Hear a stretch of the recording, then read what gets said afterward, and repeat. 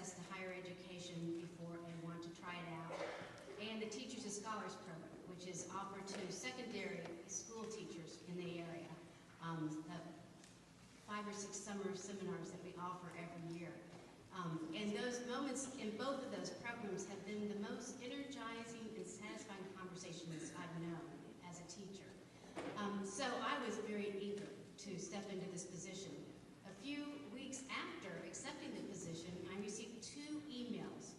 One email was to inform me that the endowment for this center had been complete. So I was stepping into a position that has a completed endowment, which was pretty exciting. And then a few days later, I got another email that said that our 2012 American Democracy lecturer would be Annette Gordon-Reed. And I thought, wow, I must have done something right. I was very excited about moving into this position and really offering these great opportunities and partnering with the community in several different ventures. So thank you for coming out on election night. I know it's been a busy day for everybody.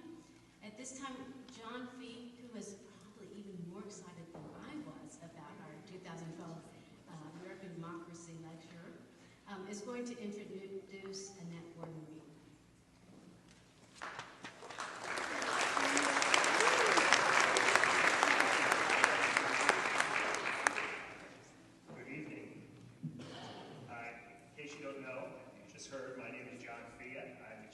History department here at Messiah College.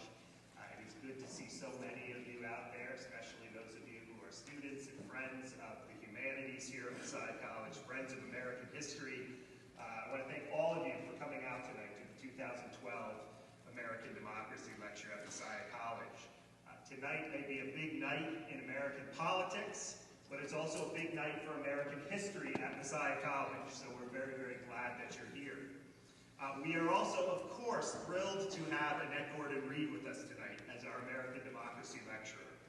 Most historians first learned of Annette Gordon-Reed's work in 1997. I read her book in graduate school. The publication of her book in 1997 of Thomas Jefferson and Sally Hemings, An American Controversy. Now, rumors of Thomas Jefferson's sexual involvement with his slave, Sally Hemings, has circulated for 2 centuries. Jefferson was the author of the Declaration of Independence, the Virginia Statute on Religious Liberty, of course, President of the United States and founder of the University of Virginia. But the possibility of a relationship with Sally Hemings has been perhaps the most hotly contested topic related to his life. Gordon-Reed's groundbreaking work on the subject identified glaring inconsistencies in many noted scholars' evaluation of the existing evidence related to the Jefferson-Hemings relationship.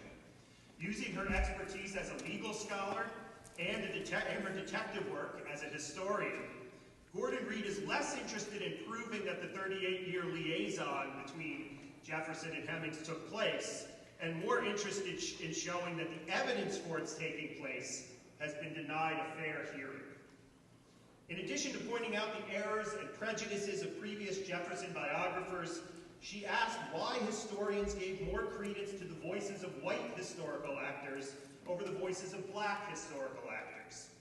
And to quote from her, from her book Thomas Jefferson and Sally Hemings, which by the way is available outside for sale and signing, Gordon-Reed wrote, "In what universe could the humanity, family integrity, and horror of slaveholders owners count for more than the humanity, family integrity, and honor of slaves?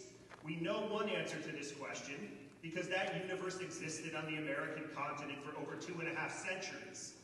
Although we can attempt to put ourselves in the minds of those who resided comfortably in that place to try to understand and explain their ways, we do not have to stay there when we assess the meaning and import of information gathered from the time.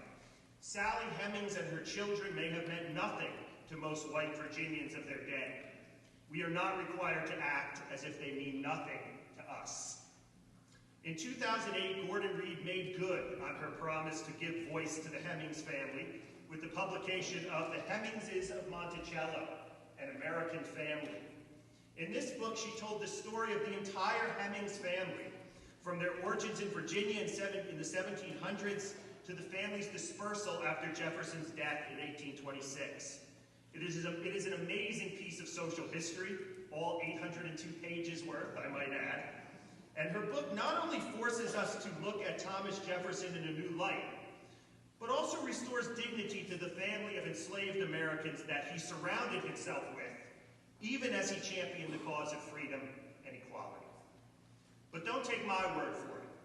The Hemingses of Monticello has received numerous literary awards, including the Pulitzer Prize, the National Book Award, and the George Washington Book Prize.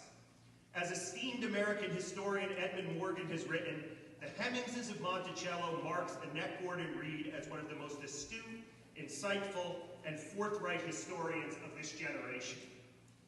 After teaching at NYU Law School and Rutgers University, Gordon Reed is now the Carol K. Forsheimer Professor of History at Harvard University. And I should add that she is also the author of a short biography of Andrew Johnson, President Andrew Johnson, as well as Race on Trial, Law and Justice in American History.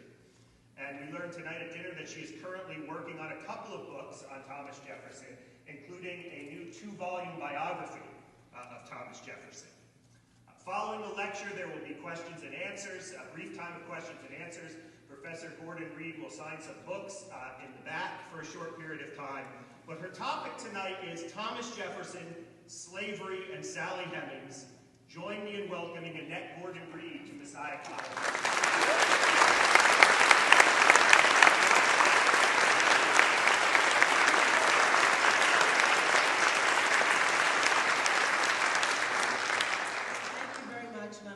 Everybody first for coming out on election night.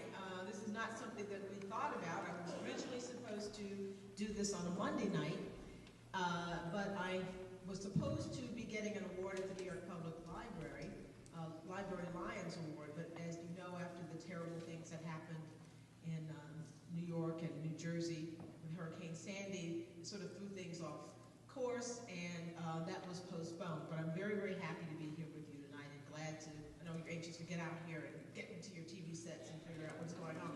Oh, I imagine some of you are probably texting. It's a great thing about modern technology. You can do that. Thank you, John, for the wonderful introduction.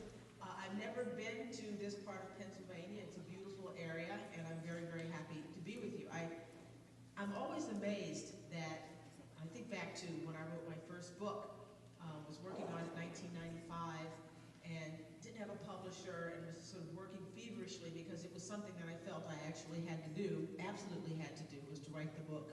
Whether anybody was going to publish it or not, I sort of thought that it would be good enough for people to do it. But I was working on it, thinking that this would be something that would be out there, and I would have my say, and that would be it.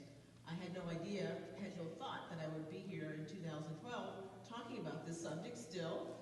But Thomas Jefferson and Sally Hemings have been items of fascination for people for many, many years. And great historian Winthrop Jordan asked, why is this? What is it about this story that makes people so interested? Why is it that people focus on this story when it doesn't fit into Jefferson's life as a statesman? Certainly, it's not a world-shattering kind of event. What is it about it? And perhaps we could talk a little bit about this in the question and answer period, and maybe I can answer some of that as in actually what it is I'm about to say.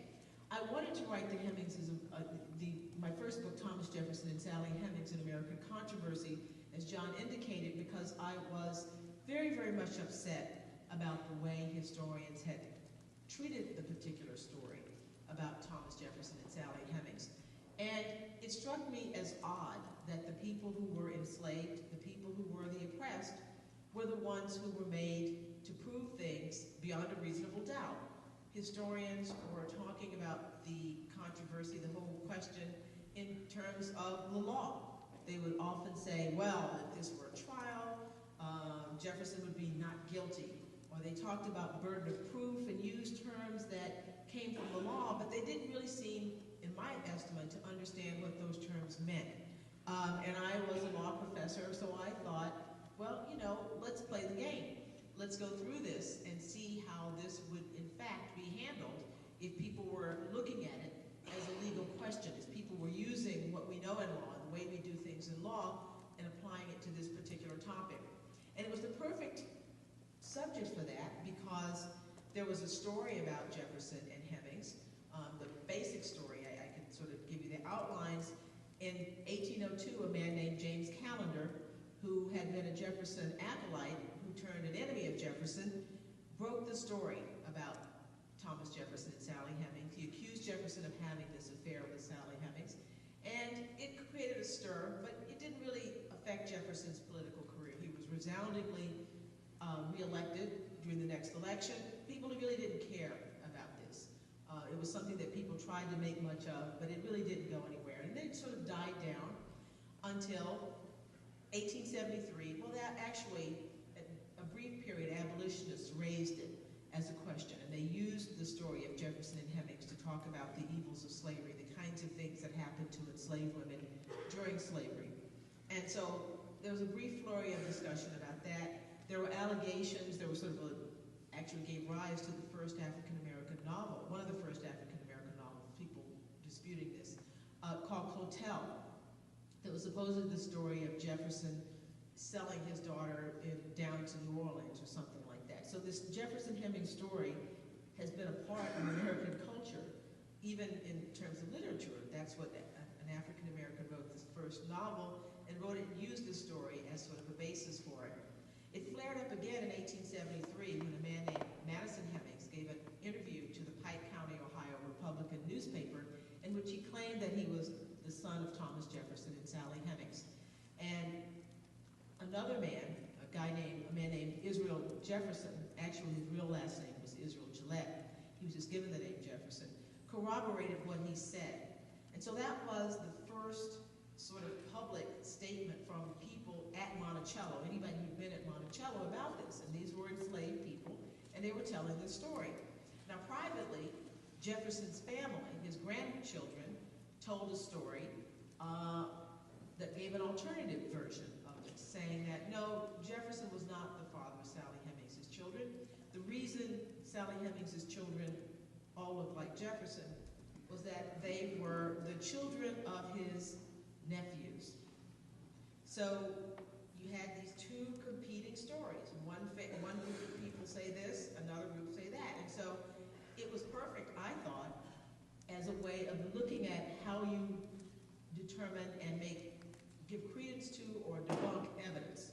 Now, when my book came out, my first book came out, it was a University Press of Virginia. I decided to go with them instead of a trade publisher who had made an offer to me because university presses are peer-reviewed. Before the book is published, they send it out to a couple of readers and they make a decision, they comment on it. And I figured, given my subject matter, that it would be better for me to go with a university press than with a trade press, and to go with the University of Virginia's press is even better because that's Jefferson's university. So at this was my way of sort of giving myself insurance about how people would view the book when it came out. But they did something that university presses don't typically do. They hired a publicist. And the publicist came up with a marketing plan for the book. And what they tried to sell it as was like, this is a trial. Like Gordon Reed puts Jefferson on trial, and that was not it at all, because they were trying to capitalize on the fact that I was a law professor. I was never a trial lawyer. So it really didn't make any sense to suggest that that is what I was doing, but people like trials, obviously. People like courtrooms and so forth. And so that's what they were selling the book as what I was doing. What I was really doing was trying to talk to the audience in the book the way I talk with my students. So it wasn't me as a lawyer or a trial lawyer. It was really me as a law professor and, quite frankly, a law student, remembering what I had been taught when I was a law student about how you go through a problem. So it was a perfect thing. You had, as I said, competing narratives about what happened in a particular place, and to just go through it. And one of the things that I knew from just reading, sort of not seriously, but just reading the biographies of Jefferson and seeing how they handled this particular evidence, I noticed that they were giving credence to the stories of the Jefferson family, while at the same time they were debunking the story from the enslaved people. And what struck struck me about this is that in reading the stories of Jefferson's families, it was easy to pick out mistakes, numerous mistakes, not just one or two things, but lots of mistakes. And all the mistakes were in one direction, and that is proving the thing that they were sorting, that they were trying to convince everybody of. And it just struck me that in real life, if someone tries to convince you of something, and you know that they're saying multiple things that are not true or don't make sense, that usually affects the way you view their credibility. It has an effect, but it didn't seem to do that here. No matter how many mistakes you pointed out, no matter how many contradictions, no matter how many things you knew were not true, they still clung to the story that Jefferson's family was telling the truth. And so there are a couple of things going on here. Number one, they were believing it because they wanted to. And they were believing it because, and I say in the book, the Jefferson family, they were higher status. People who have more money, people of an upper class, people who were white, were viewed as more valuable, more credible than people who had, less, people who were enslaved, who'd been former slaves, ordinary people. And you should make judgments. Historians should make judgments based upon the judgment of credibility, based upon how much outside of the statement can corroborate what the person is saying, not who the person is, not the person's status, not the person's race. How credible is what they're saying? And you determine that by looking outside of what they're saying for evidence that supports what the statements that they're making. So I looked at the statements of Jefferson's grandchildren, and I tried to make it work. I couldn't say right off the bat, these people are lying, they're not telling the truth, but I tried to see what outside of the four corners of their statement supports what it is they're saying. And I tried to find things, and I couldn't find anything. So not only was I finding statements that could be discredited, things that were not true, I wasn't able to find anything outside of the documents to support it. On the other hand, Madison Hemings and Israel Jefferson, Madison Hemings in particular, the mistakes that were in his narrative were things like, my mother was in France for 18 months, and she was really there like 26 or 27 months. That's what we would call a de minimis mistake. I mean, if you're remembering where your mother was, he wasn't even born then. The missing of several months, that's not a big deal. Things like that. They were all mistakes that were about memory, not about the kinds of mistakes that appeared in the Jefferson family chronology. For example, the Jefferson family story. Jefferson's grandson, Thomas Jefferson Randolph, said, well, I know that Sally Hemings wasn't my grandfather's mistress because she wasn't treated with any kind of, treated special in any kind of way. And I know this because during the time that she was having her children, I was in charge of giving out the clothing for enslaved people, for slaves in Monticello, and I was in charge of doing that. Well, I know when Sally Hemings' children were born, and I know that Jeff Randolph was between the ages of 7 and 11 when she was having her children. He was not in charge of giving out clothing and supplies to slaves when he was 7 years old. I mean, things like that I knew that the historians looking at this had to know.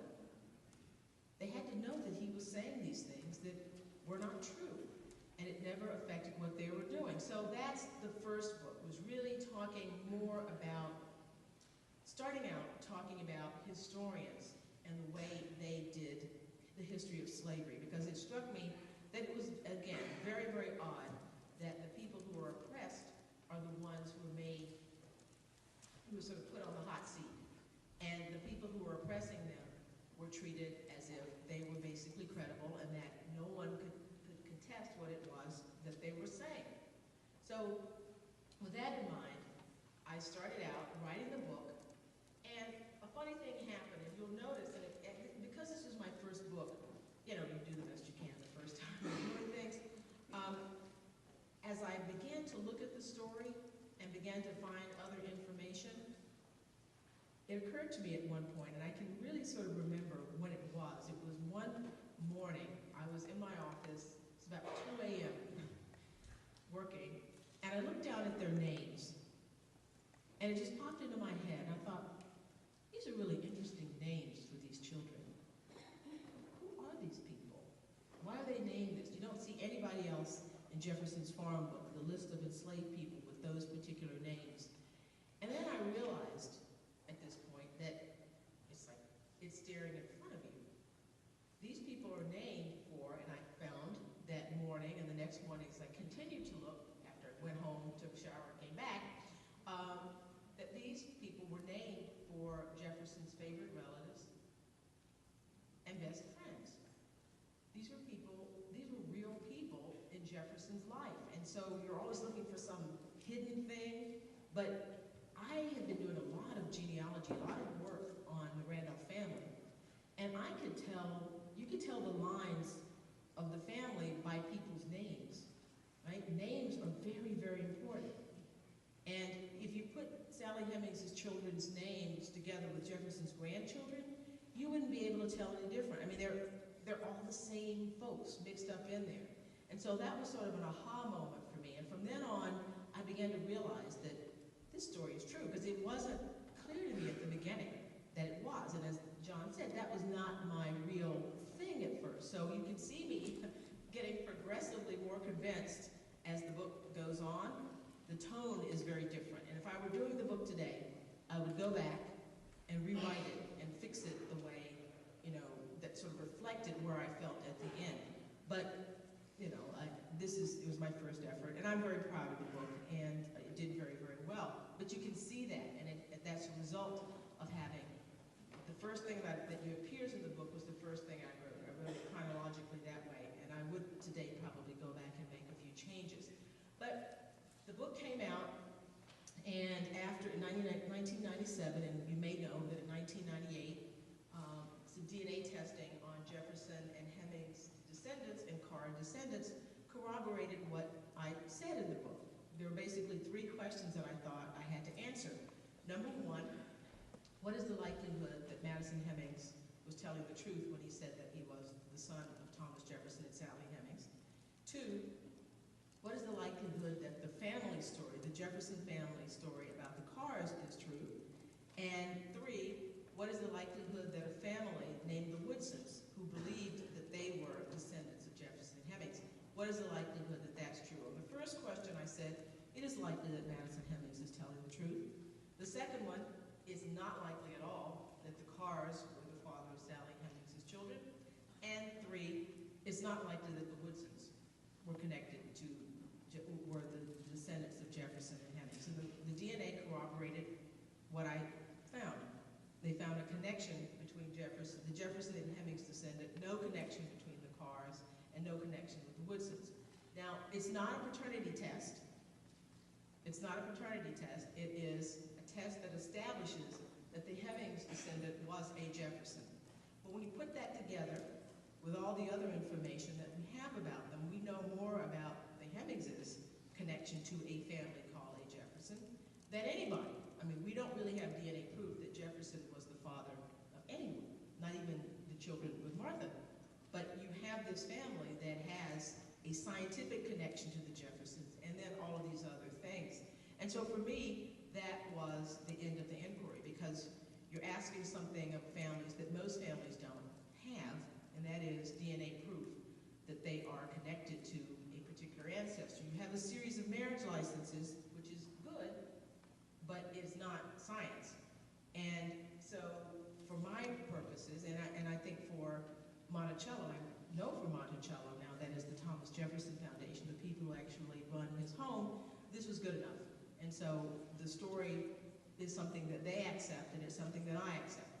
So after all of this happened, and I should say that there are still members of Jefferson's legal family and an organization, the Thomas Jefferson Heritage Society, that started by some members of Jefferson's legal family who refused to accept this, and will never accept this. And so that's just the way it is. But most historians treat this now, when I get manuscripts, when I get articles and so forth, people have sort of moved on from arguing about that, and they've gone on to other topics for Jefferson. But I should say that there are still people who are really recalcitrant about this. So after the book came out and occurred to me that I should do something different, that one of the reasons I think it was so easy to dismiss the Hemingses and the Hemings story was because people really didn't know anything about the Hemingses. And I've often said that when you have a connection to people, when you know people, you have some stake in them. The example I give is I live in Manhattan, and there are, throngs of people around me all the time in my neighborhood. But when I meet one of my neighbors, I began to see them all the time. There are people that had probably been walking around for maybe years, and I never saw them, and you meet them, and then you notice them, and then you notice, well, they have a kid, and then if they're not with the kid, you wonder where the kid is, and you have a stake in them that you don't have when you don't know them.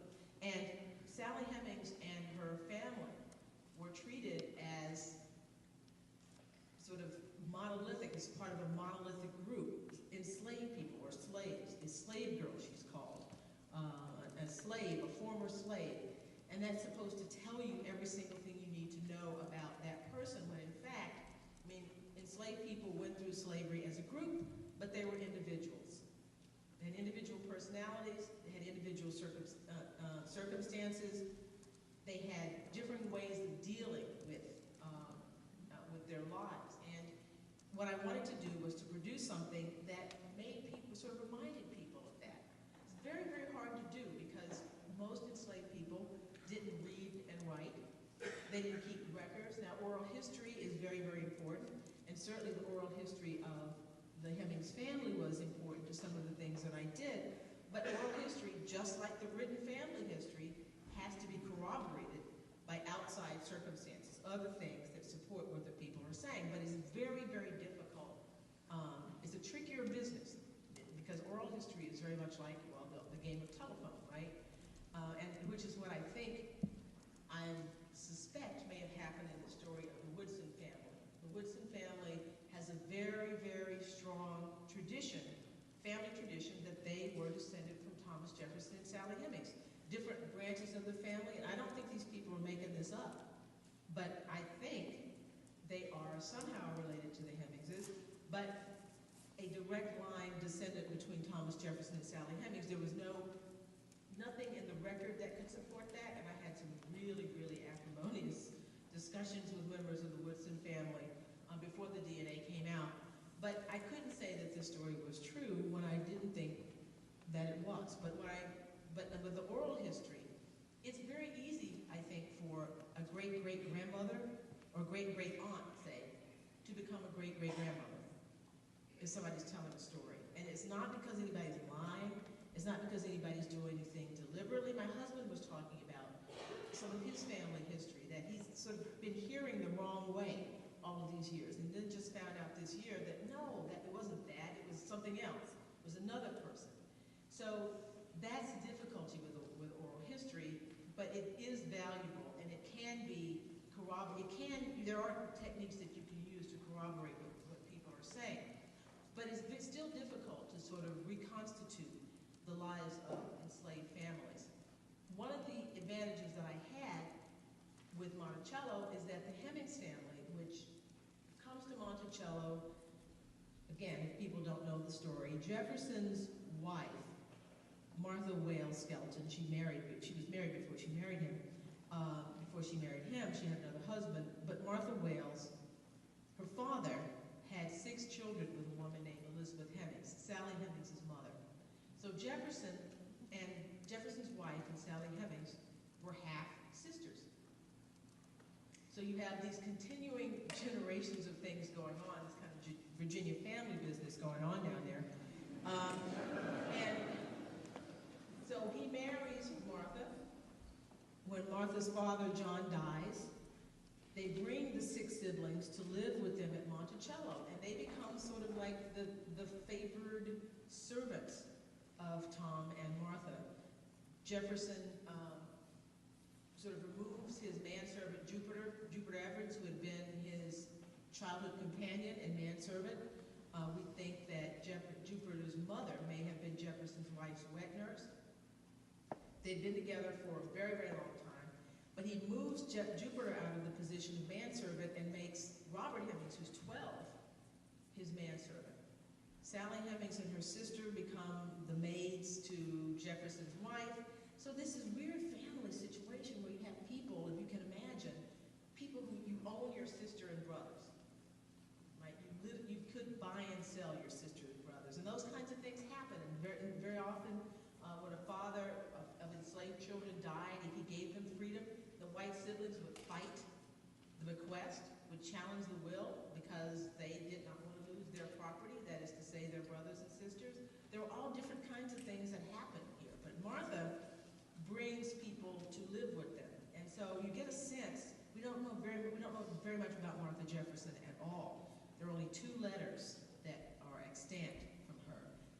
2 letters that basically say, during the Revolutionary War, I'm too ill to participate in these kinds of things. So there's nothing about her personality that you can get from any of her own writings. But her actions may tell us something about the nature of her relations with her family. She brings them to live with them. And even after she dies, they are the people that are most favored in Jefferson, of the enslaved people in Jefferson's circle. They're the only people. He frees 2 of her brothers in the 1790s.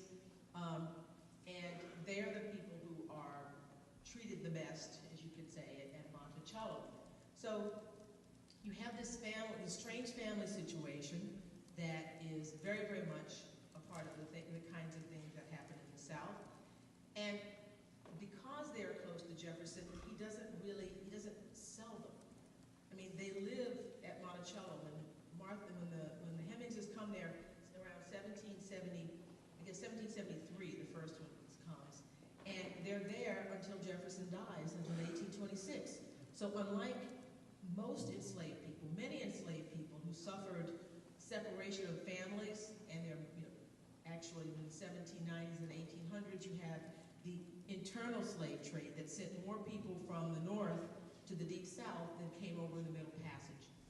And lots of people were separated, lost their families through that process. So there's difficulty reconstituting most enslaved families because people were moving around and were separated. These people stayed on one mountain pretty much for 50 years. And so it was easy to sort of look at this family, see the generations, and note what's going on. The other thing is Jefferson kept copious notes and records. He kept his memorandum books that described from the time he was in his 20s until the time he was in his 80s, until his death, every single day, every transaction that he made. Now, I'm sure there must have been times when he forgot to put down,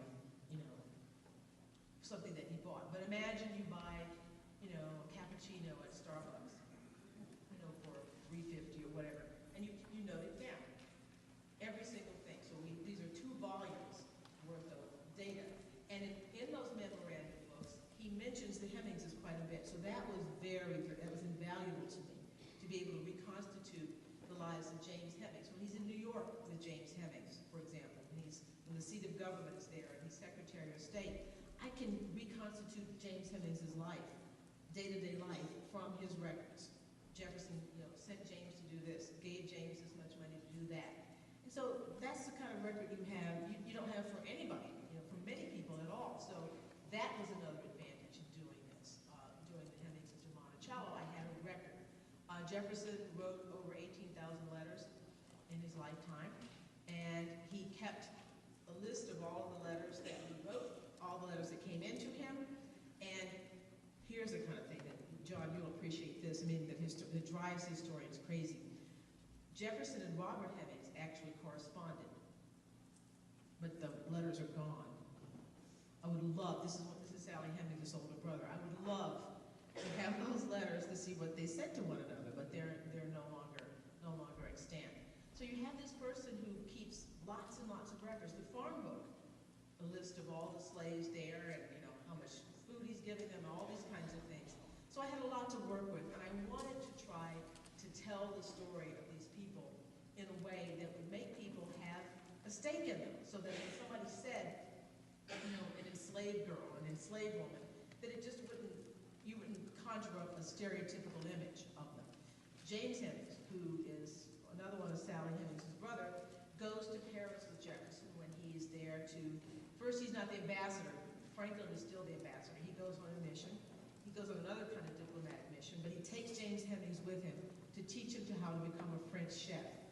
There's actually a book out now called Creme Brulee, how Thomas Jefferson and his slave, James Hemings, did something, changed American life or whatever, changed American diet or whatever. It's an interesting, I haven't read it yet, but it sounds interesting. I love how Thomas Jefferson did this. It was actually James who was the cook, who actually, but I mean, you get what you can, right? We have James Hemings is actually in the title of the book now, and I'm very happy for that.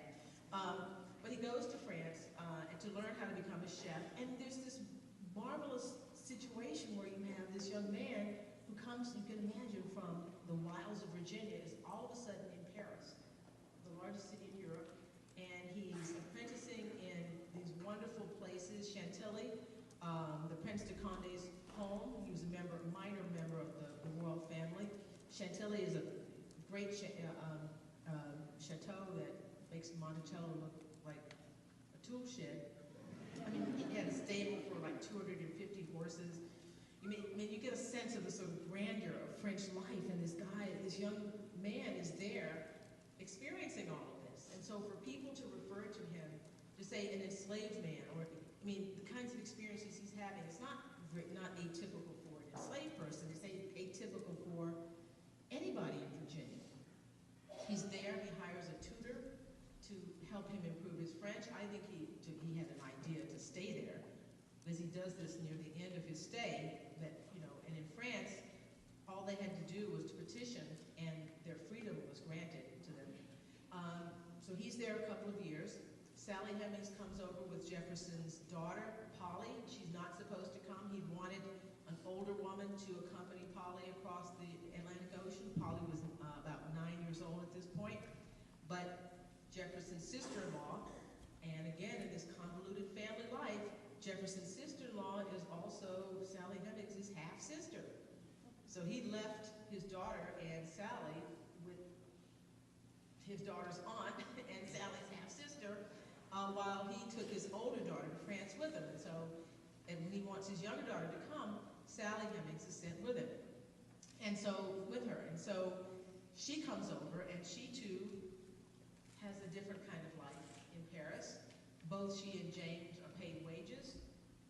They're paid very good wages, as a matter of fact, and know that they have the chance of being free there. So, again, writing about these kinds of things, talking about the life that they live, gives the reader, and I wanted to give people a sense that slave girl, slave, man, or even Virginian doesn't really describe the kinds of things that are happening to these people. And I can't be in their minds, but I can tell you that these are the kinds of things that happen to Sally Hemings. She comes there and she has to be inoculated. She's sent to be inoculated by a famous doctor, Dr. Sutton. She's supposed to be away for 40 days in quarantine. I don't know, I can't say how Sally Hemings felt about that, but if you describe it, I think the reader gets a sense. What would it be like to be 15 years old? You go to a foreign country, you don't speak the language, and then you're put in quarantine for that length of time. One of the greatest things, one of the best responses I ever got, I was giving a talk, and the person came up to me afterwards who read the book. He said, when I was reading that section, that chapter about Sally Hemings coming over, it made me think of my grandmother. So that she came over to Ellis Island when she was 16 years old, at the end of the 19th century. And, she didn't speak any English at all. She was supposed to be meeting relatives here, but she had to make this trip by herself. And I thought, what a 16-year-old Italian girl coming over the ocean at the end of the 19th century is not an enslaved African-American woman going over to France. But he made that connection, a sort of human connection of being young and being alone and having to face something. And so I thought that was a success, because that's really what I wanted people to do, is to read these things and to make a connection between people who are typically seen as different and unique and sort of over there, but these are human beings. And that's the story that I wanted to tell. That's the connection that I wanted to make. So in this book, I talk about James and Sally Hemings in France with Jefferson. It is in France that Jefferson and Hemings began their relationship. We could talk about what it's called. How do you describe this relationship? Rape? What is it? And people always ask me that, and we could talk a little bit about that in the question and answer period. He tells her, well, first I should say, she doesn't want to come home because she knows that if she comes home and has children, those children will be slaves. Because in Virginia, the status of children followed the status of the mother. So if your mother was a slave, you were a slave. That was not the rule that the colonists came over with. They came over with the rule that you were what your father was. That was the rule in England. But you can see how it's better in a system of slavery. It's more convenient, certainly. The master captures the increase in the value by owning the child and the mother. You see what happened too if you had men who could have many more children than women. And certainly the sexuality of men was not as policed as the sexuality of women. You would create a large class of free mixed race people if they had kept the old rules. So they switch it. And she understood that.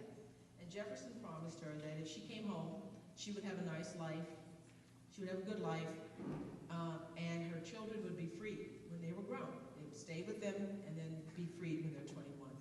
And she agreed to that, comes home with him, and the rest of the book talks about, she sort of moves off stage because she moves off stage in Jefferson's papers.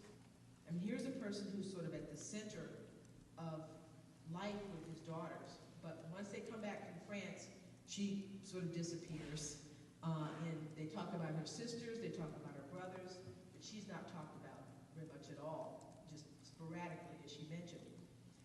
And so the book discusses other members of the family who are privileged but not as privileged as Sally Hemings and her children. And it ends with the tragedy at Monticello. And not just that people talk about the tragedy at Monticello in terms of Jefferson and his white family, because they lose Monticello. He dies bankrupt. They have to sell the house. They have to sell everything. But they also have to sell slaves. So the real tragedy here is that 135 people were sold on the auction block a year after Jefferson died. And some of those people would never have seen their families again. One of them was a member of the Hemings, well actually he did see his family again, but I end with the story of Peter Fawcett, who was 11 years old, who is sold to a man who had promised his family that he would let them buy them back. Peter's father, Joseph Fawcett, who was the grandson of Elizabeth Hemings, asked members of the community, white members of the community, to purchase his children and that he would buy them back when he got enough money, and he was able to do that with all of them except Peter. Actually, some of his daughters were sold out of the county, and he wasn't able. We don't know if they saw them again. But the man who bought Peter reneged on the deal and wouldn't sell him back to his parents. There's something of a happy ending, because when Peter is grown, he ends up buying his freedom, and he joins his family out in Ohio. They had sort of stayed in Virginia as long as they could, but then went out to Ohio, and he joins them there, and the family becomes very active in the Underground Railroad. Peter becomes a minister and a very, very well-known caterer in the area. The reason we know all of this is because when he died, there were 2 big obituaries of him in the Cincinnati newspapers, and it talked about his life. So I ended with that story because Sally Hemings and her children end up okay. But I think it's important to realize that lots of enslaved people, their fate after Jefferson's death was tragic. And not to end on, I didn't want to end on a too triumphant of a note, sort of a happy ending, fading out Hollywood thing, but to remind people what slavery really was about.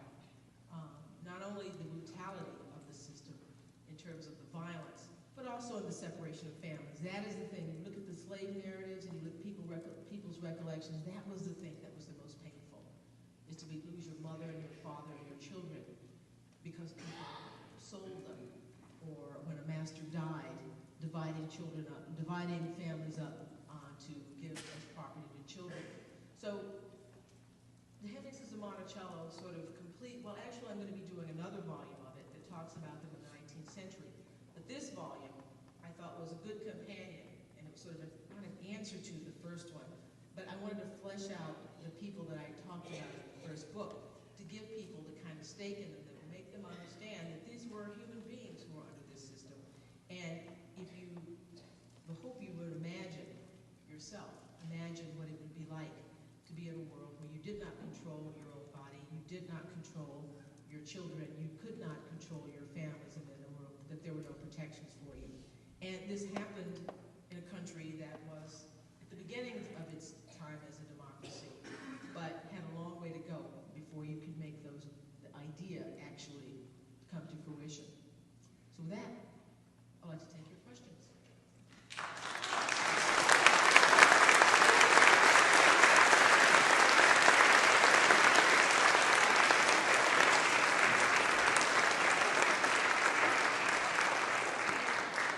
Thank you for your information this evening. It's fantastic. There is a recent article, I believe it's in Smithsonian Magazine, that talks about Jefferson and his slaves. And it claims that the account books show that young boys, as young as age 10, worked in his nail factory and were beaten for their infractions, showing a different side of Jefferson than what we typically see. Did you encounter any of that in your research? Well, yes, and I talk about that in my book. Okay, here's the deal. Jefferson had a nail factory that he started in the 1790s, and he wanted to experiment with what he called enlightened management. He was sort of enthralled to the idea from a man named Jacob Lowndes, who sort of did prison reform. And the idea was that you could make people do things better by giving them incentives as opposed to beating them.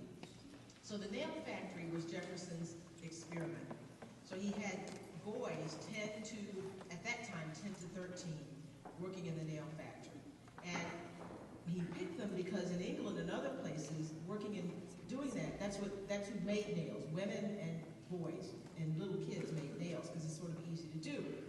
So he starts out with these boys, 10 to 13, and, following their management. Actually, feedback over there. All right, so in 1801, when he's president, he writes to his son-in-law and says, tell them not to whip the boys, because he has a temporary guy there, a guy named Gabriel Lilly, who is the temporary manager, and they're kind of concerned about him because he's pretty aggressive. So Jefferson writes to his son-in-law and says, tell him not to whip people except in extreme circumstances, unless they do something unless they have to, because what he's trying to do is to prove that lenient treatment will in fact be better than whipping. So his son-in-law writes back and says, even before you gave me this order, I had given the order of lenity, and none had been whipped except the small ones for being late. So Edwin Betts, who edited Jefferson's farm book, printed a number of letters in the back of the farm book. They're all excerpts. Every one of the letters is an excerpt.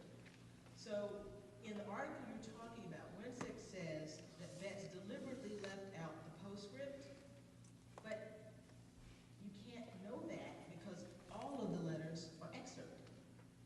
And there were no 10-year-old boys. He was going on Jefferson's letter of 1796 that says the boys are 10 to 13. The boys don't say 10 to 13. In 1801, they're older. So there are no 10-year-old boys in the nail factory when this event occurred. And Jefferson did not order, as this article suggests, these people to be whipped. That's not what happened. The exact opposite happened.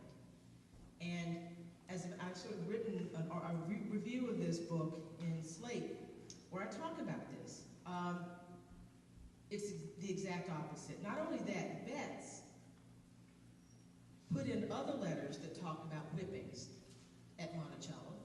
So it's not like, the suggestion is that Betts is trying to hide this stuff.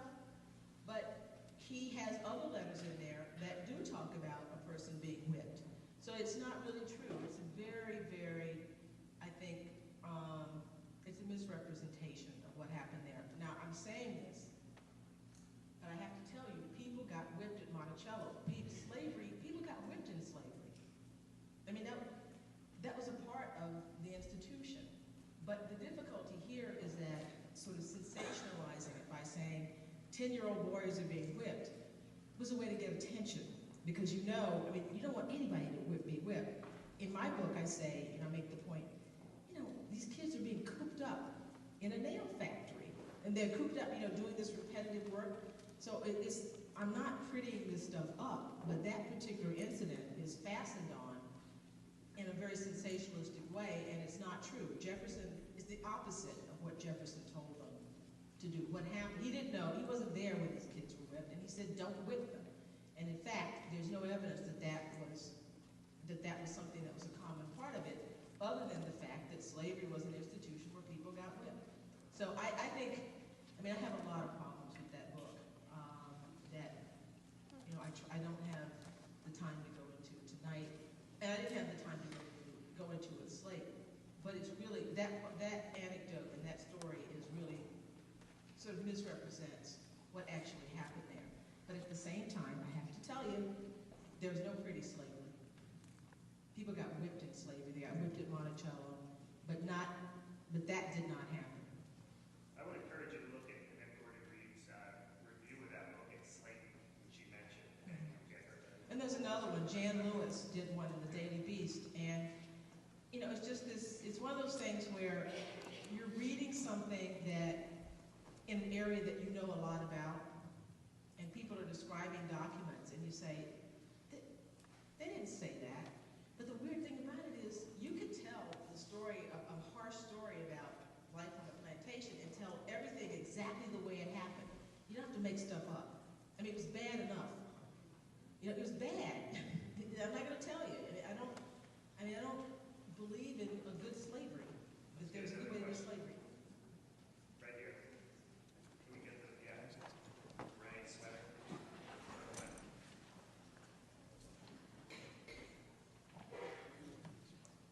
Good evening. The question I had, you had mentioned that Sally Hemings disappeared from the written record on Jefferson's return from Paris. Is the reason for that because of political necessity when he comes back to this country and realizes that were he to publicize his affair or allude to his affair in any of his writings, that this could be sensationalized and thus cause him political harm, or was it done more out of a humanistic look at this woman that he's involved with, and like any other major figure or player in the country at the time, you know, a woman was somebody that you protected and shielded and didn't necessarily go and air your private business with? I think she disappears because, well, people did not talk about these kinds of relationships openly, right? But I think she disappears because it's awkward. You know, it's just the awkwardness of it. If you're writing to your daughters, you're writing to these people. They lived in close proximity with one another, and there's no way that his daughters did not know that this was going on. But she disappears because it's just an awkward thing to write about. And the other thing too is that when Jefferson died, his granddaughters, they sort of prepared his papers for publication, so they went through everything. So there are things that we don't, you know, there could be letters, there could have been mentions of her that did not survive that culling. We did not go through all of this. Culling is not the word. I mean, if they found things that were problematic, it wouldn't surprise me that they destroyed them, because very often they told people to destroy letters. Sometimes they would say, you know, when you get this, tear it up, but people didn't. So it wouldn't surprise me if some of those things are gone. But she's mentioned, you know, just in passing a couple of times, but given who she was, I don't even mean in terms of Jefferson's mistress, but who she was to his daughters, the nature of their relationship, you would think, if they talk about her sisters, they talk about all these other people, that she would come up too, but she doesn't. So you can see a lot of things from what's not there, and absence is something that's very, very telling. Other question? Back.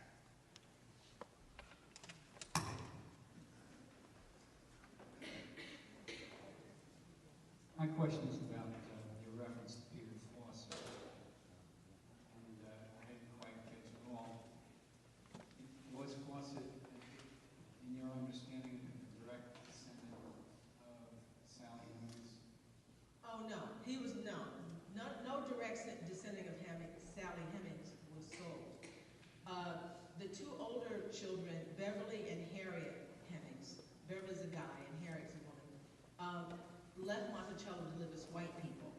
And they weren't giving any freedom papers, because if you're given freedom papers, then you're not white. Right? I mean, that's a tip-off. And so we don't know where they are, because they let them, disappear in the record. The two youngest children, Madison and Eston, are freed in Jefferson's will. And when in Sally Hemings, they take Sally Hemings and they move her to Charlottesville. And she's listed in the census as having been freed in 1826 when Jefferson dies. When she dies, they go off to Ohio. They live as black people in Ohio. But then Ohio begins to sort of clamp down on black people. And Eston, you can't vote, you can't do all these kinds of things. Eston, the youngest, moves to Madison, Wisconsin. And he changes his name to E.H. Jefferson. And they live as white people. And so, though none of her descendants were enslaved after Jefferson died, Peter Fawcett is the grandson. He's Sally Hemings' nephew. And so he's a Hemings, but he's not in the direct line. He wasn't He's a connected Hemings, to but Jefferson. not a Jefferson. He's not a Jefferson.